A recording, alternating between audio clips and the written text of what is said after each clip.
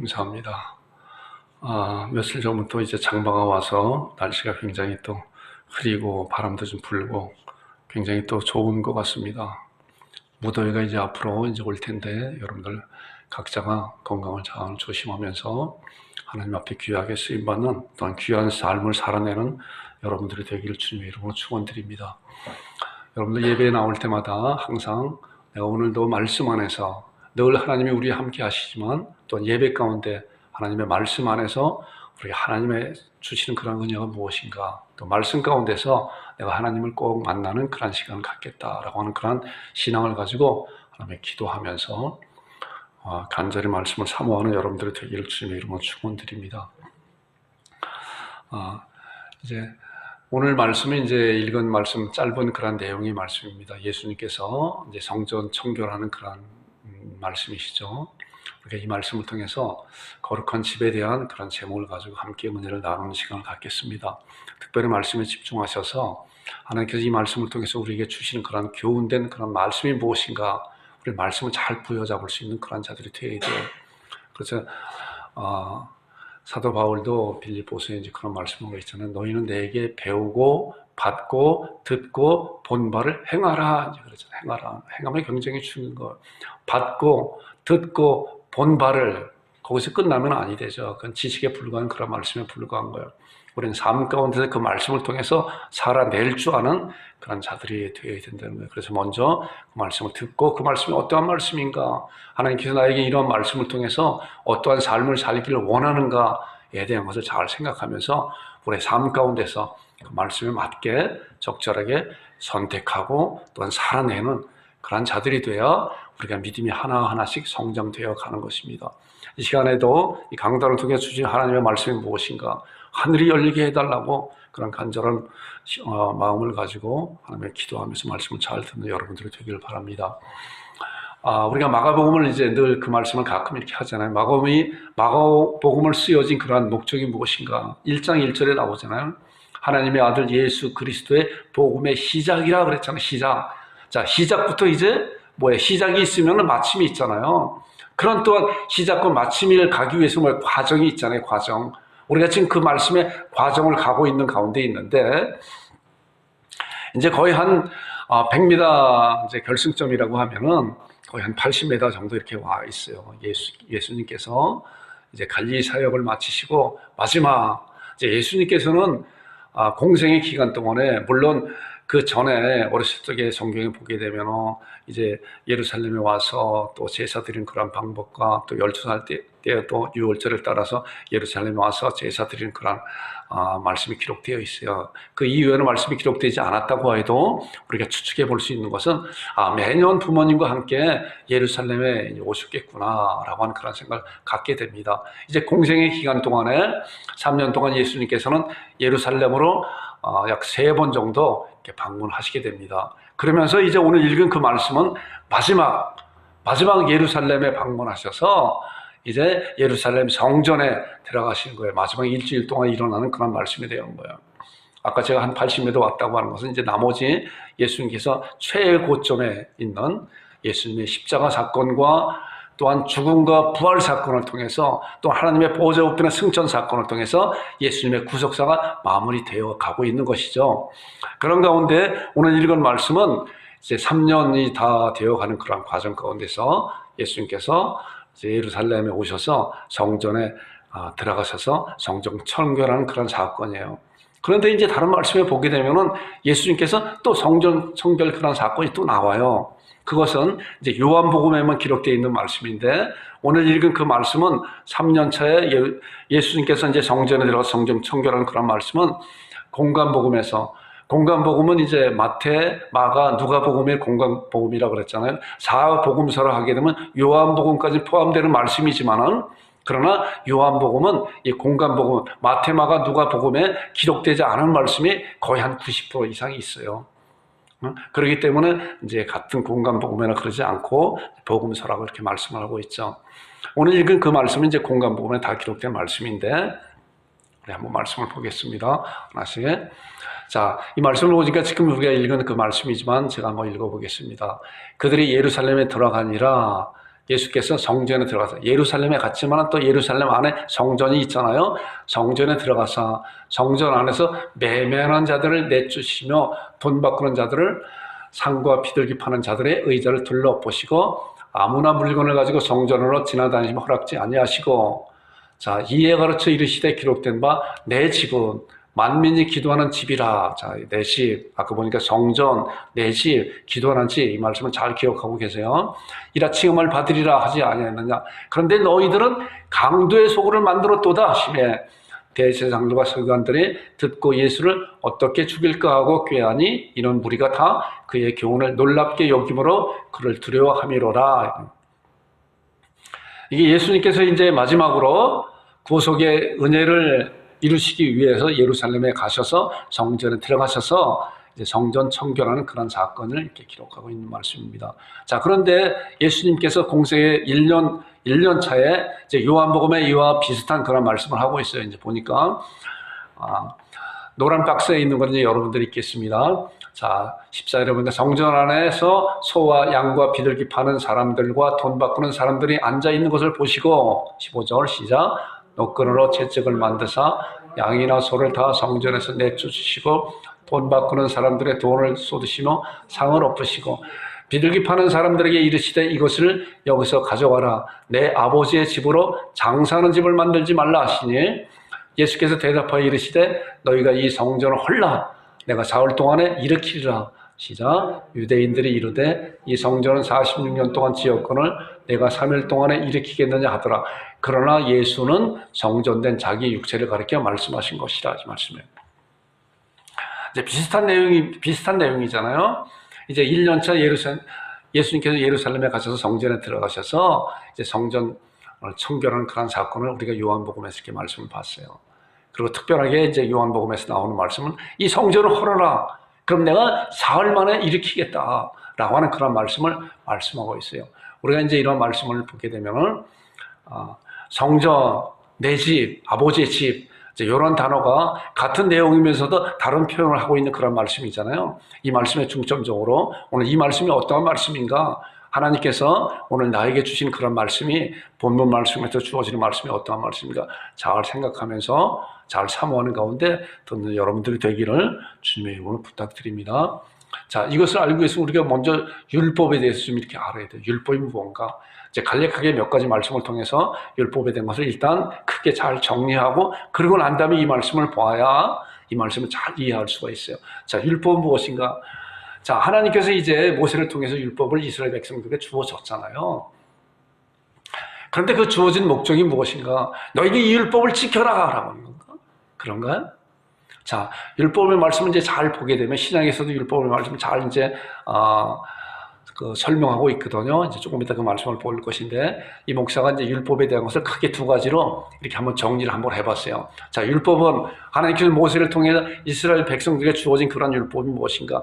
이스라엘 백성들이 법이 없었을 때는 자기들이 살아가고 있는 그런 모습에 대해서 기준이 없잖아요. 어떤 것이 하나님 앞에 범죄하는 것인지 어떤 것이 하나님 앞에 칭찬 듣는 그런 일인지 알지 못하는 가운데 자기들 마음대로 살아갈 수밖에 없는 그런 가운데 있었어요. 그래서 하나님께서 이제 이스라엘 백성들에게 모세를 통해서 이제 율법이 주어졌는데 그 율법에 대한 것이 어떤 건가 크게 이제 두 가지로 이렇게 나눠봤어요. 제가 사람들의 삶의 그런 잣대다. 살고 있는 그런 것에 대해서 윤리적으로 또한 신앙적으로 그들이 이러한 일을 했을 때 말씀이 없을 때는 이것이 어떻게 되는 건가 잘 알지 못하는 가운데 있다가 이제 말씀이 주어지니까 이것은 이제 하나님 앞에 불순종하는 그런 일이구나, 불법하는 그런 일이구나 라고 하는 것이에요. 그래서 그 잣대가 되었다, 삶에 대한. 그리고 거울이다. 그것을 보니까 내가 이렇게 더러운 모습이 이렇게 거울이 그렇잖아요. 거울이 우리의 모습을 봤을 때 우리가 그냥 거울을 보고 우리의 모습을 고치고 또한 어떤 것이 묻어나 있으면 그걸 닦고 이제 그러잖아요. 그 거울의 이제 기능이 그거잖아요. 율법이 바로 그런 기능을 하고 있는 것이다. 그리고 이제 죄를 속하게 하는 제사법이다. 자, 거울에서 그런 더러운 모습을 봤을 때는 어떻게 해요? 닦아내야 되잖아요. 마찬가지로 하나님의 말씀 가운데서 자기들의 잘못된 그런 부분이 보여졌을 때 하나님께서는 율법을 통해서 이제 그러한 부분을 깨끗이 할 수 있는 방법을 제시해 주셨다. 그것이 바로 제사법이다. 제사법.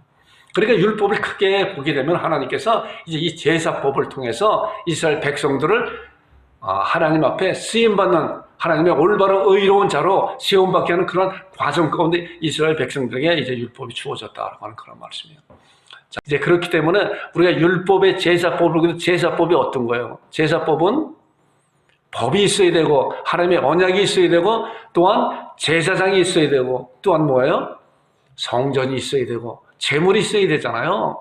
그리고 죄인이 그 제물을 가지고 와서 이제 하나님 앞에 고백하고 그 제물이 그 사람의 죄를 대신해서 제사장이 제물로 드려서 그는 하나님 앞에 용서함을 받고 이제 집으로 돌아가게 하는 그런 거예요. 그렇기 때문에 율법의 모든 것은 누구를 가리키는 거예요? 당신은 잘 알지 못하겠는데 우리는 이미 예수님이 이 세상에 오신 2000년 후에 살고 있는 우리들이기 때문에 그것은 이미 예수님을 가리키는 거다라고 하는 말씀이에요. 그렇기 때문에 예수님께서 이제 누가복음 24장 24절에 있는 말씀을 보니까 그런 말씀이에요. 누가복음 24장 44절에 있는 말씀입니다. 제가 어쩐지 말씀이 좀 이상하다는 생각이 들어서 44절에 있는 말씀입니다. 자, 예수님께서 제자들에게 이제 부활하시고 나타나셔서 말씀하는 거예요. 또 이르시되 내가 너희와 함께 있을 때 너희에게 말한 바 봐요. 모세의 율법과 선지자의 글과 시편에 그러니까 모세의 율법과 선지자의 글과 시편이라고 하는 것은 구약 전체를 말씀하고 있는 거예요. 당시에는 신약 성경을 쓰여지고 있기 때문에 성경 전체가 예수님께서 이제 제자들에게 성경 전체가 나를 가리키는 거다. 나를 가리켜 기록된 말씀이다. 그렇기 때문에 하나님께서 율법이 주어진 것은 바로 누구를 가리키는 건가? 예수님을 가리키는 거야. 대속주 예수님을 가리키는 그런 말씀이다라는 거예요. 그렇기 때문에 우리가 하나님의 말씀을 읽어낼 때 이제 구약 성경, 신약 성경을 읽어낼 때 예수 그리스도에 관해서 말씀한 것이 어떠한 말씀인가라고 하는 그런 관점을 가지고 말씀을 보아야 다른 데로 흘러가지 않아요. 자, 예수님께서 제자들에게 모든 구약에 있는 말씀, 모든 성경 말씀이 바로 나를 가리켜 기록된 말씀이다. 아브라함도 모세도 많은 선지자들도 나를 가리키고 말씀을 기록된 말씀이다라고 놀라운 말씀을 그들에게 가르쳐 주셨죠. 자, 그러면 신앙에서 율법을 이제 어떻게 말씀하고 있는 것인가? 이제 율법에 대한 것은 이제 크다랗게 우리가 잘 다져져야 우리가 본문에 나온 그런 말씀을 이해할 수 있다 그랬잖아요. 자, 로마서 3장 20절에 보니까 이제 그 말씀이요. 율법은 지키라고 주어진 법이 아니라 율법의 행위로 그 앞에 의롭다 하심을 얻을 육체가 없다라고 말씀. 율법의 행위로 아무리 율법을 지키려고 노력하고 하연다 그래도 그 앞에 의롭다 행할 하심을 얻을 육체가 없다. 왜 그런가? 그 말씀을 갈라디아서 3장 10절과 야고보서 2장 10절에서 잘 말씀하고 있죠. 자, 보니까 무릇 율법 행위에 속한 자들은 저주 아래에 있나니, 자, 율법 행위로 자기를 의롭다 지키려고 하는 그런 자들은 저주 아래에 있다. 왜냐고 하면은 누구든지 율법책에 기록된 대로 모든 일을 항상, 자, 율법에 기록된 모든 그러한 것을 항상 행하지 아니하는 자는 저주하에 있는 자라. 이것을 누가 지킬 수 있어요? 누가 항상 그렇게 행할 수 있어요? 더 놀라운 말씀을 야고보서 2장 10절에 보니까 누구든지 온 율법을 지키다가 그 하나를 범하면 100개의 율법이 있다고 생각해 보세요. 99개까지 철저히 잘 지켰어요. 근데 마지막 그 한 가지를 지키지 못하였으면 99가지 철저히 지킨 거 다 허사라는 거예요. 이것이 하나님께서 말씀을 통해서 우리에게 주신 말씀이야. 자, 그 하나를 범하면 모두 범한 자가 된다. 그렇기 때문에 율법으로는 하나님을 의롭다 칭할 수 있는 그런 자가 하나도 없다. 그렇기 때문에 율법은 지키라고 준 것이 아니라 거울로서, 잣대로서 말씀하고 있는 것이라는 거예요. 자, 로마서 3장 20절에 보니까 그러면서 율법이 주어진 그런 목적이 무엇인가에 대해서 말씀하고 있죠. 7장 13절에 있는 말씀도 그래요. 그러므로 율법은 뭐예요? 죄를 깨달음이라. 율법은 죄를 깨닫게 하는 거예요. 그리고 7장 13절의 말씀 보니까 죄를 드러나게 하는 거예요. 그리고 죄를 심히 죄되게 하는 거예요. 율법이 주어진 목적이 이거예요. 그런데 그걸 모르고 율법을 지켜서 의롭다 칭함을 받으려고 노력하는 자들은 율법을 아무리 평생 동안 지키고 잘 지키다 마지막에 하나를 어겼다고 생각해봐요. 아까 보니까 모든 것이 다 헛된 것이다 라고 말씀하고 있잖아요. 그렇기 때문에 율법은 죄를 깨닫고 죄를 드러나고 심히 죄되게 하는 그런 역할을 바로 율법이 하는 그런 것이다 라고 이제 신약 성경을 통해서 구약에 나오는 그런 율법을 잘 해석하고 주고 있는 거예요. 자, 갈라디아서 3장 24절에 있는 말씀을 보니까 이같이 이제 율법은 뭐예요? 우리를 그리스도께로 인도하는 초등교사가 된다. 그리스도께로 인도하는 그전 성경은 몽학선생이 된다. 자, 율법으로 말미암아 우리를 그리스도께로 인도하게 된다. 자, 율법으로 말미암아 죄를 깨닫게 하고 죄를 죄되게 하고 죄를 심히 죄되게 하는 그러한 모습이 먼저 선행되어질 때 그들은 뭐예요? 형제 어찌할 거나 할 수가 없습니다. 라고 하는 그런 다식하는 그런 애통하는 그런 가운데 예수님께로 그리스도께로 인도하는 그리스도의 구속의 은혜를 받는 그런 과정 가운데 있는 것이다. 그래서 우리는 이런 말씀을 통해서 잘 볼 때, 자, 복음에 대한 것도 우리가 가끔 이제 그런 단어를 제가 그런 단어를 싫어해요. 값싼 복음이라고. 값싼 복음이 어디 있어요? 값싼 복음이. 근데 그렇게 표현하고 있잖아요. 너무나도 깊게 그렇게 이야기할 수가 있다.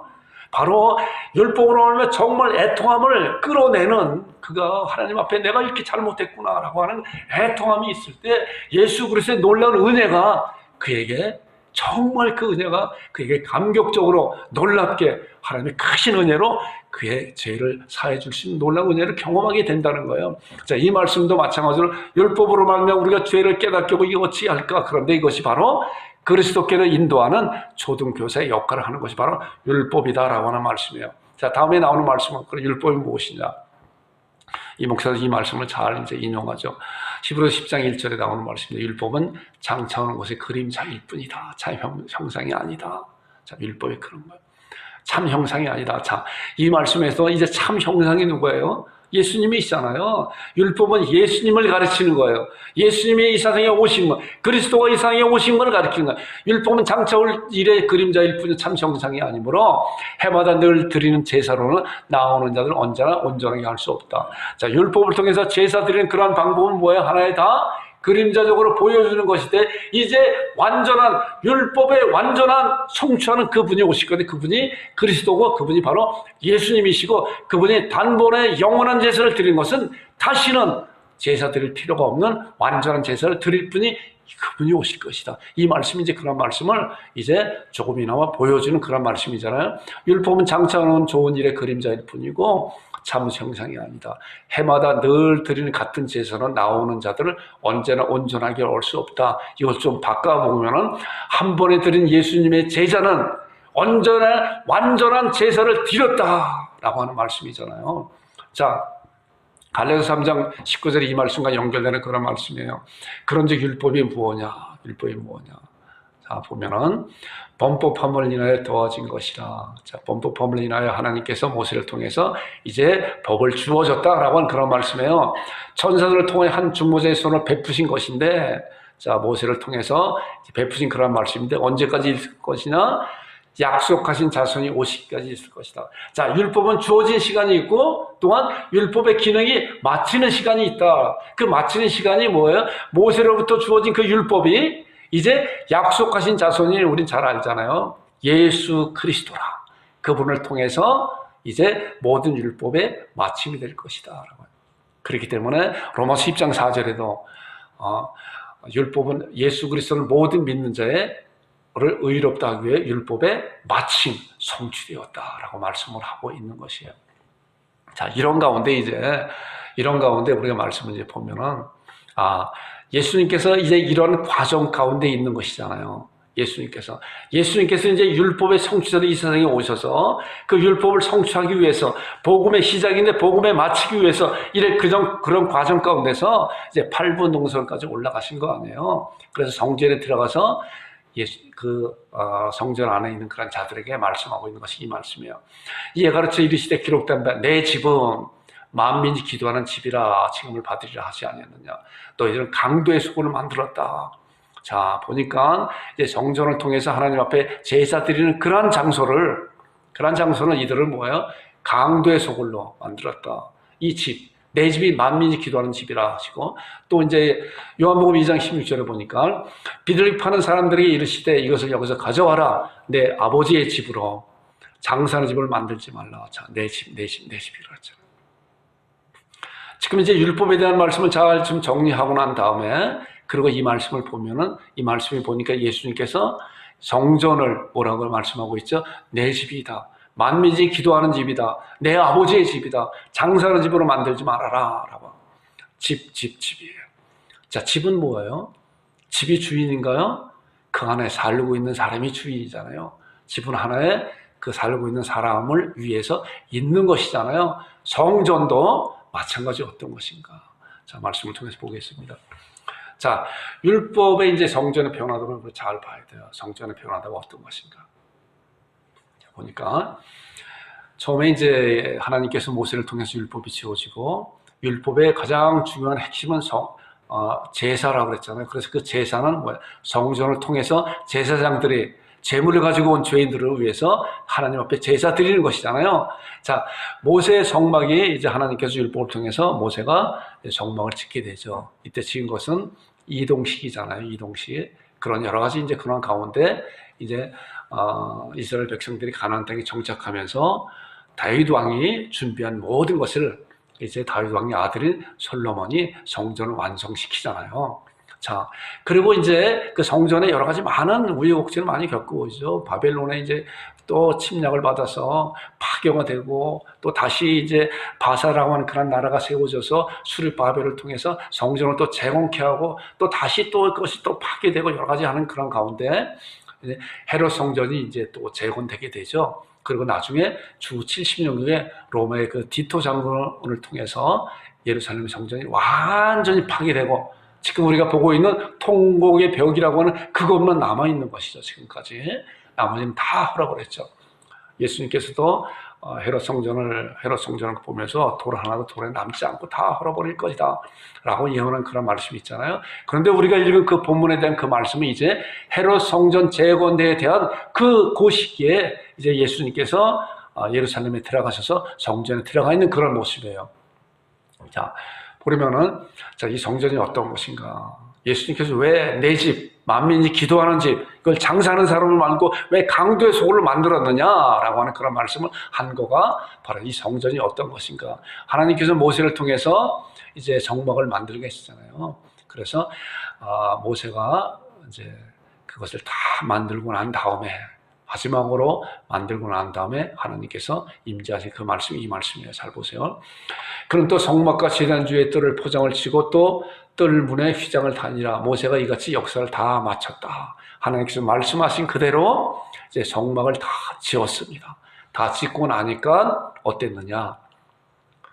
구름이 회방하기에 덮이고 여호와의 영광이 성막에 충만하였다. 하나님의 영광이 임하였다는 거예요.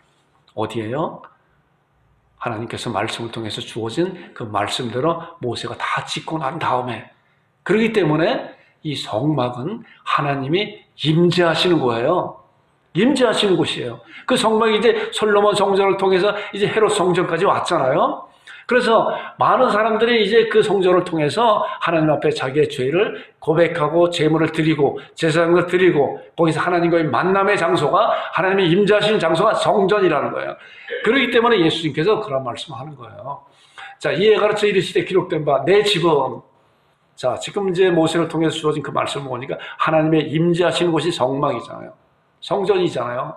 이제 그렇기 때문에 예수님께서 내 집은 만민이 기도하는 집이다라고, 만민이 하나님 앞에 기도하면서 제가 이렇게 잘못했습니다 고백하고 하나님께 제사 드리고 하는 그런 것이다. 그런데 너희들은 뭐야? 강도의 소굴로 만들었도다.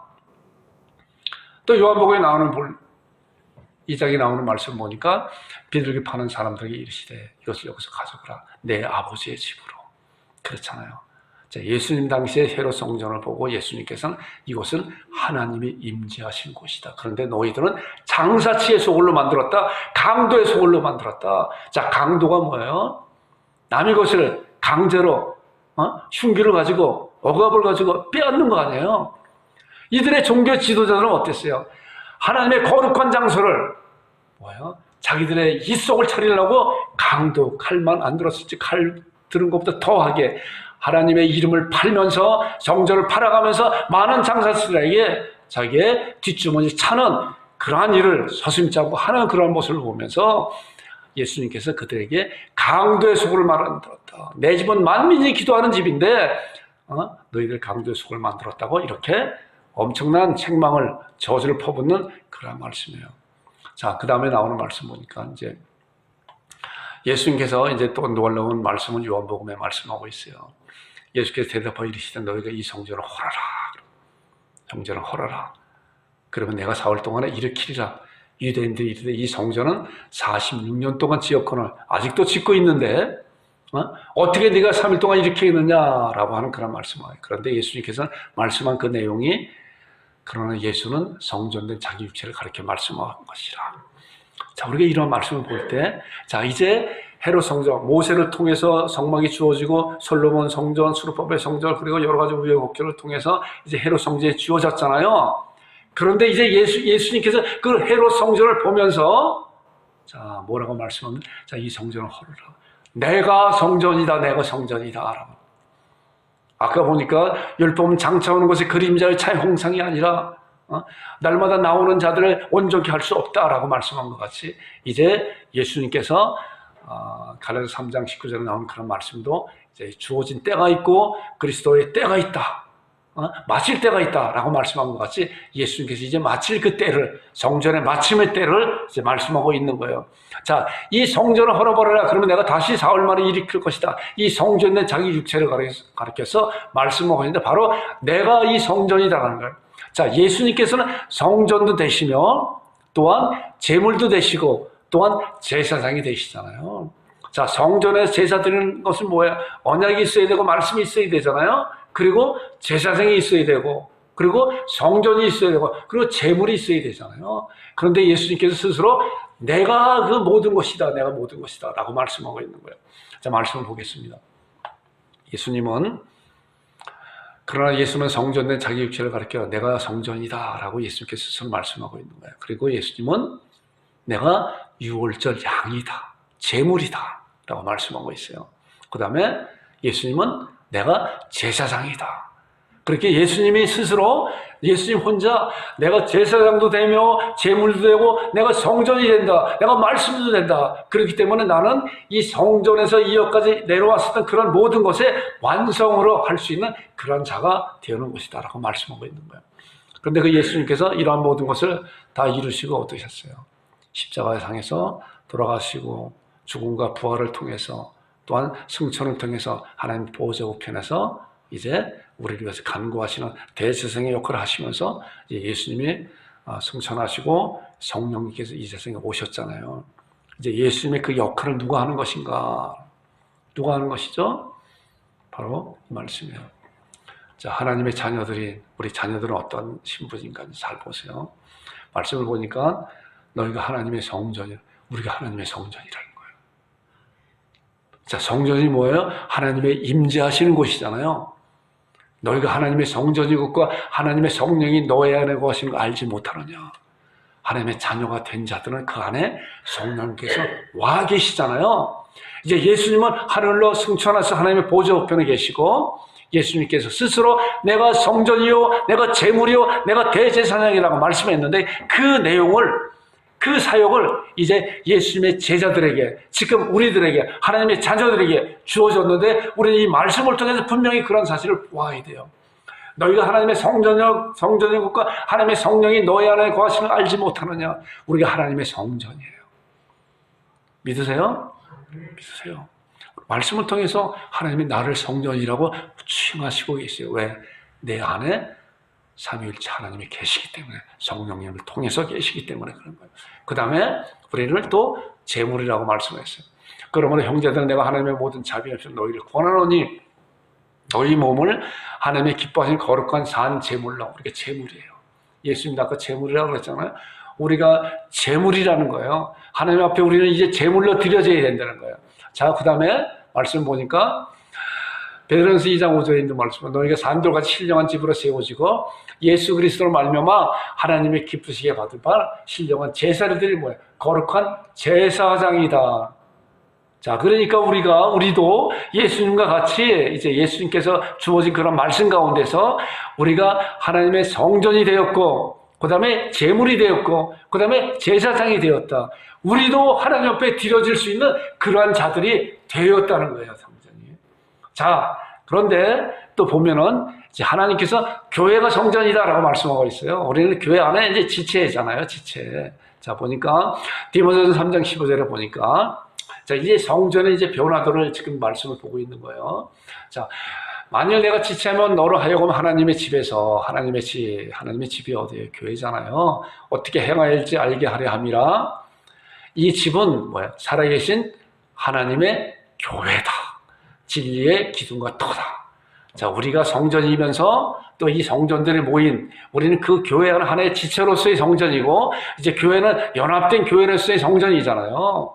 자, 그런데 또 이 성전으로 끝나는 것이 아니라 이제 마지막 성전의 완성체가 있어요. 성전의 완성체, 요한계시록에 있는 말씀을 보니까 이제 성전의 완전체가 있어요. 자, 보니까 또 내가 봄에 거룩한 성 새 예루살렘이 하나님께로부터 하늘에서 내려오니, 자, 예루살렘이 하늘에서 내려온다. 근데 그 예루살렘이 누구예요? 예루살렘 성이 거룩한 성인데 하나님의 믿는 하나님의 자녀들로 구성된 것이죠. 그래서 데살로니가전서 4장 16절에 주께서 호련과 천사의 소리에 하나님의 나팔로 치니 하늘로부터 쫓아 강림하시리니 죽은 자들이 먼저 일어나고 그 후에 우리 살아남은 자도 그와 함께 공중을 끌어올려서 주와 함께 영원히 있게 했다라고 하는 그런 말씀이에요. 주님 오시는 그날에 이제 모든 것이 성전의 완전체로 이제 되어지는데, 하나님께로부터 하늘에서 내려오니 그 준비한 것이 신부가 남편을 준비해 단장한 것 같더라. 그날에 이제 뭐야? 신부로서, 어린 양으로서 신부가 준비가 되어오면은, 어린 양이 혼인잔치가 있다고 그랬잖아요. 우리가 가나의 혼인잔치를 그 영화를 봤잖아요. 아버지 하나님께서 이제 됐다, 신부가 완성됐다, 가서 신부를 데려오라. 그리고 혼인잔치가 열어질 때, 그것이 마지막 때, 예수님께서 이 세상에 오시는 그날에 혼인잔치가 열어지고 온전한 예루살렘 성이 완성되어서 이제 완전한 성전으로서, 완전체로서 새 하늘과 새 땅에서 영원한 복락을 누리는 그런 성전의 완성체가 온다는 거예요, 앞으로. 그런데 우리는 지금 그 과정 가운데 살고 있는 것이죠. 이제 그 오음이 거의 다 왔다고 말씀하고 있는 거예요. 자, 보세요. 에베소 2장에 있는 말씀을 보니까 그런 말씀이 있어요. 자, 우리는 지금 너희는 사도들과 선지자들의 터 위에 세우심을 입은 자라. 그래서 예수께서 친히 모퉁이 돌이 되셨으니, 자, 예수님이 모퉁이 돌이 되어서 이제 그 성전의 완성체를 지어가고 있는 과정 가운데 있다 그러는 거예요. 자, 그런 거 보니까 그 안에서 건물마다 서로 연결하여 주 안에서 성전이 되어가고, 그렇죠. 예수님께서 모퉁이 돌이 되고 그 안에서 우리 하나하나, 우리도 벽돌이 어느 곳에 쌓여 있는 가운데 있는 그 벽돌은 완전하게 그 집은 지어지지 않은 가운데 지어져 가고 있는 거예요. 주 안에서 성전이 되어가고, 그렇죠. 되어가고 있는 과정 가운데 있어요. 또 말씀 보니까 너희도 성령 안에서 하나님이 거하실 처소. 자, 성전은 하나님이 거하실 처소라고 그랬잖아요. 되기 위해 그리스도 예수 안에서 함께 지어져 가느니라. 마지막 벽돌이 얹어 있는 그 순간, 하나님께서 예수 그리스도 보여 가서 아내를 데려와라. 어린 양을 데려와라. 그래서 어린 양의 혼인잔치가 이루어지는 그날에 성전은 완성체로 되어오고, 성전에서 하나님께서 이 땅의 새 하늘과 새 땅에서 하나님의 자녀들과 완성된 그런 성전 안에서 이제 뭐예요? 살아가는 놀라운 영원 복락을 누리는 그런 세상이 이 세상에 올 것이다. 우리는 그 가운데 있었다는 거예요. 자, 그런 가운데 이제 예수님께서 이런 말씀하고 있잖아요. 요한복음에 보니까 채찍을 들어서 이제 성전 청결하는 그런 사건이 나오죠. 성전 안에 소와 양과 비둘기 파는 사람들과 돈 바꾸는 사람들이 앉아 있는 걸 보시고 노끈어 채찍을 만드시고 양과 소과 그런 거 다 내어치고, 또한 돈을 바꾸는 상을 엎으시고 그랬습니다. 자, 채찍이 된 그런 것은 요한복음에 나오지만은, 우리가 이 공간복음에는 채찍이 된 그런 말씀은 나오지 않지만은, 그래도 예수님께서 분을 내어서 상을 엎고 비둘기를 내쫓고 다 그들에게 강도 속을 만들었다라고 하는 그런 모습을 보면서 이제 예수님께서 그 성전을 청결케 하는 그런 모습을 보게 돼요. 자, 성전을 청결케 하는 그런 모습이 뭔가? 이제 우리가 말씀을 통해서 보니까 우리가 지금 이 시대에 살고 있는 우리들이 이제 하나님 앞에 성전이잖아요. 우리 안에 계신 주님에서 우리가 성전을 어떻게 청결하게 할 것인가 라고 보여주는 말씀이에요. 우리가 하나님의 거룩한 집이라는 거예요. 거룩한 성전이고, 하나님의 성령님께서 우리 안에 계시기 때문에 우리는 하나님의 성전으로 우리를 삼으시고 있는데, 우리는 그 성전을 얼마나 깨끗하게 정리하고 있는 것인가에 대한 말씀이에요. 오늘 말씀하고자 하는 그런 핵심은 이 말씀이에요. 예수님께서 성전 안에서 성전을 청결케 하는 그다음 중요한 그 내용이 이 말씀을 보는 우리들에게 예수님이 그 당시에 성전을 청결케 그렇게 했다라고 하는 것으로 끝나는 것이 아니라 바로 예수님이 성전이고 하나님의 자녀들이 성전인데 바로 내가 성전이다. 그런데 내 안에 있는 그러한 것은 하나님께서 내가 거룩하니 너희도 거룩하라고 하는데 과연 우리는 그 성전을 나를 어떻게 거룩한 그런 자로 할 것인가에 대한 거예요. 말씀 한번 보겠습니다. 자, 예레미야서 이제 23장 29절에 있는 말씀 보니까 이제 그 채찍이 어떤 것인가 이 말씀이 나와요. 그러니까 여호와의 말씀이라 내 말을 불같지 아니야. 바위를 쳐서 부서뜨리는 방망이 같지. 말씀이에요, 말씀. 채찍이 말씀이라는 거예요. 우리가 그렇기 때문에 말씀을 잘 알아야 그 말씀 가운데 말씀을 따라가는 거예요. 자, 예레미야 5장 14절에 이제 보면 뒷부분을 보면 내가 내 입에 있는 나의 말을 불이 되게 하고 이 백성이 나무가 되게 태우리라. 자, 하나님의 말씀은 방망이요 불이라는 거예요. 하나님의 말씀을 받을 때, 자, 엠마오라는 그런 두 제자도 예수님의 말씀을 받을 때 마음이 뜨거웠다. 마음이 뜨거웠다. 말씀을 통해서 그 마음이 뜨거움이 오는 이 말씀을 보니까 말씀이란 내 말에 불과 같지 않냐, 바위를 쳐서 부서뜨리는 방망이 같지 않냐. 이것이 채찍이야. 강한 채찍이. 하나님의 말씀의 강한 채찍이라는 거예요. 예수님께서 실제로 예루살렘 성전에서 채찍을 가지고 그런 여러 가지 많은 그런 동물들을 장사를 다 내쫓았지만은 이제 하나님의 성전이 우리들의 채찍이 뭐예요? 말씀이라는 거예요. 말씀이 우리 안에서 그 말씀을 따라서 우리를 성전을 정결케 하는 그런 행위가 있어야 된다는 거예요. 자, 그러면 그 말씀이 어떤 말씀인지 보세요. 고린도서 3장 16절 17절에 있는 말씀 보니까 자, 너희가 하나님의 성전인 것과 하나님의 성령이 너희 안에 거하시는 것을 알지 못하느냐? 누구든지 하나님의 성전을 더럽히면 하나님이 그 사람을 멸하시니 강도의 소굴이를 만들었다라고 그렇게 크게 책망하고 저주하는 그런 것 같이 자, 하나님의 성전을 더럽힐 수가 있어요. 우리는 하나님의 성전이면서 내가 하나님의 성전이면서 우리 스스로 하나님의 성전을 더럽힐 수가 있는 거예요. 그러면 하나님께서는 그 사람을 그 생명을 거둬가시는 거예요. 지옥 가는 그런 문제가 아니라 하나님과의 그런 관계 가운데서 불 가운데서 얻은 그런 구원을 그 생명을 거둬가신 거예요. 더럽히는 그런 자들에게. 자, 그래서 하나님의 성전은 어때요? 거룩하니 하나님의 거하시는 성전은 거룩한 거예요. 우리는 거룩한 자가 되어야 되는 거예요. 그러니 너희도 그렇게 하라라 라고 말씀하고 있어요. 내가 거룩하니 너희도 거룩할지어다. 왜? 하나님이 임재하신 곳이기 때문에, 임재하시는 하나님의 집이기 때문에, 하나님의 성전이기 때문에 나는 내 것이 아니라 값주고 산 하나님의 성전이에요. 우리 이런 사실을 잘 아는 여러분들과 제가 되기를 주님의 이름으로 축원드립니다. 그 다음에 나오는 말씀 보겠습니다.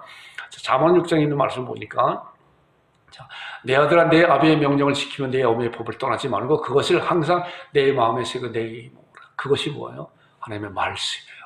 말씀을 뭐야? 항상 내 마음에 새기고 내 목에 매라. 그리해야 분별력이 생기고 좌우나 우러나 치우치지 않고 주의 말씀 따라 간다는 거예요. 말씀을 알지 못하면은 아무것도 자기 마음대로 자기 신앙을 갈 수밖에 없다는 거예요. 자, 그 다음에 나오는 말씀, 그것이 하나님의 말씀이 내가 다닐 때 너를 인도하며 내가 잘 때 너를 보호하고 내가 깰 때 너 더불어 말해라. 얼마나 말씀이 중요한 거예요. 그렇기 때문에 이 말씀을 항상 내 마음에 새기고 내 목에 매라. 각인을 시켜라. 우리가 지금 요즘의 단어로 말씀을 암송해라. 이 목사가 여러분들 강조하는 것.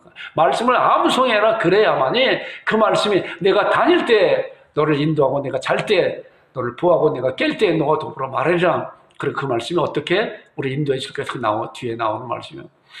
대제 명령은 등불의 법은 빛이요 훈계의 생명의 길이라. 이것이 하나님의 말씀이 너를 지켜서 악한 여인에게 이방 여인의 혀를 호리는 말에 빠지지 않게 하며 하나님의 말씀을 잘 다져지고 잘 갖고 있으면은 분별력이 생겨서 어떤 것이 옳은 것이고 어떤 것이 그런 것인가, 어떤 것이 하나님의 뜻이고 어떤 것이 사탄 마귀가 우리를 유혹하는 것인가 분별할 수 있고 빠지지 않는다는 거예요. 이 말씀이 말씀의 채찍이고 방망이고 불이라는 말씀이에요. 자, 여러분들과 제가 말씀을 잘 갖는 여러분들과 제가 되기를 주님의 이름으로 축원드립니다. 자, 그 다음에 나오는 말씀 보세요. 이 말씀은 성령님께서 진리의 성령이 오시면 우리를 모든 진리 가운데 인도하시라. 자, 진리의 성령께서 우리에게 오셨잖아요. 그리고 우리가 말씀을 볼 수 있는 그런 영혼을 우리에게 열어주세요. 사모하는 자들에게. 갈라디아서 5장 16절에도 내가 내게 이르노니 너희는 성령님을 따라 행하라. 그래야만 육체 육신이 이루잖아요. 성령님을 따라 행하는 거예요. 행하는 것이 뭐예요? 말씀을 따라 행하라. 진리의 성령님이시기 때문에 성령님께서는 말씀을 통해서 우리들에게 말씀하시고 이 말씀을 따라 행하는 것이 성령님을 따라 행하는 그런 사실이고, 그렇게 할 때 우리의 욕심을 이루지 아니하고 죄를 범치 아니하고 하나님의 거룩한 그런 성전으로 성전을 정결케 하여서 하나님 앞에 쓰임받는 그런 자들이 된다는 그런 말씀이에요. 자, 이제 그 말씀 가운데서 이제 데살로니가서 5장 21절과 22절에 나오는 그 말씀 잘 보세요. 범사의 헤아려 좋은 것을 취하고, 이제 하나님께서 말씀을 통해 우리들에게 주어지는 말씀이에요. 너희들은 범사에 헤아려 좋은 것을 취하라. 악은 어떤 모양이든 버려라. 이러한 분별력을 잘 가져야 돼요. 갖는 여러분들의 되기를 주님의 이름으로 축원드립니다.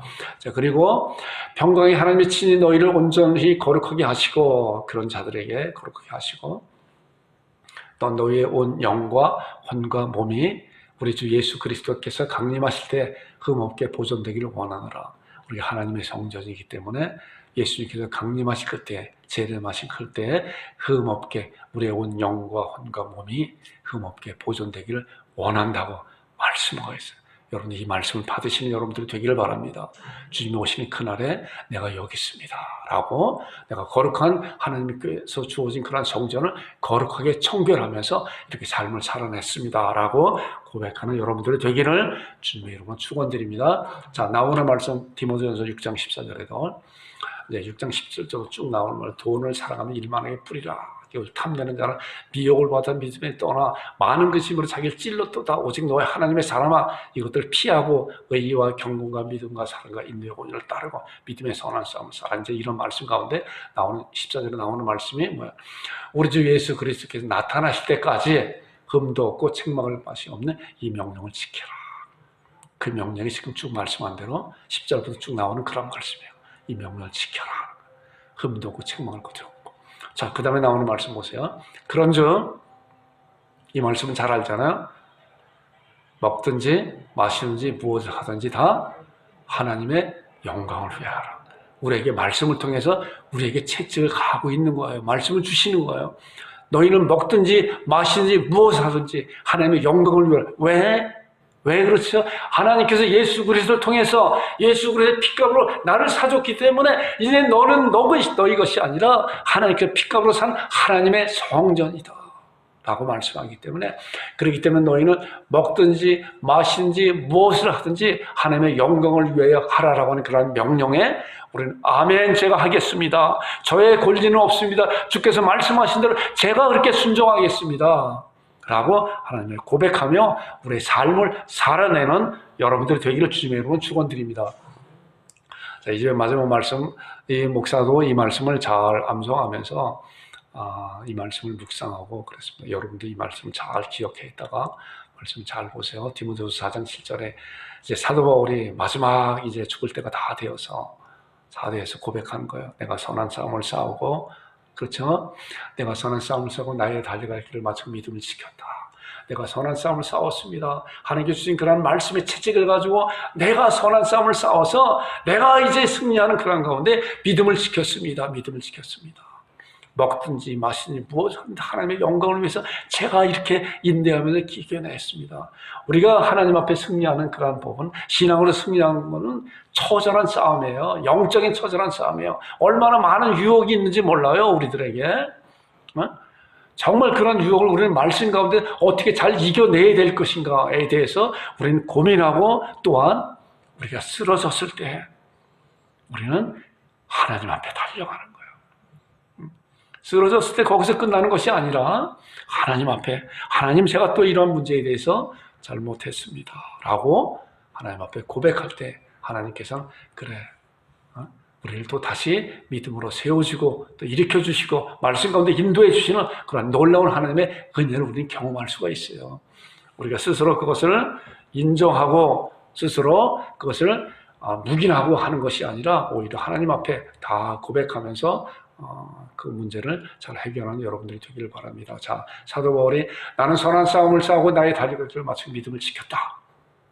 얼마나 당당한 말씀이에요. 우리가 주님 앞에 갈 때 내가 믿음을 지켰습니다. 믿음을 지켰습니다. 내가 선한 싸움을 싸우고 나의 달려갈 길을 마치고 믿음을 지켰다고 이런 고백을 우리가 해야 돼요. 저도 그런 고백을 하기를 원하고 여러분들은 그런 고백을 하기를 주님의 이름으로 축원드립니다. 그리고 나오는 말씀이 이제후로는 나를 위해 의의 면류관이 예비되었으므로 주곧 의로운 재판관 그날에 내게 주실 것이요. 그 다음에 나오는 것이 중요한 거예요. 내게만 아니라 사도 바울에게만 아니라 뭐예요? 사도 바울에게만 줄 것이 아니라 나의 달려갈 길과 나의 선한 싸움을 싸고 나의 달려갈 길을 마치고 믿음을 지켰는데 이런 믿음을 지킨 거에 대한 하나님의 놀라운 보상이 나에게 이루어질 것인데 그런데 그 보상, 그런 의의 면류관이 내게만 줄 것이 아니라 뭐예요? 주의 나타나심을 사모하는 모든 자에게, 주의 나타나심을 사모하는 저를 비롯부터 우리 양국 참빛교회 모든 성도들에게 주신다고 약속하고 있는 거예요. 여러분들 이 약속을 받고 우리가 말씀의 채찍을 가지고 우리의 삶을 살아내서 우리의 날마다 순간마다 내 생명이 떠나가는 그날에 우리는 알지 못하는 가운데 사도 바울의 고백같이 나는 선한 싸움을 싸우고 나의 달리고 마치고 믿음을 지켰습니다. 믿음을 지켰습니다. 내 의의 면류관이 나에게 예배되었습니다.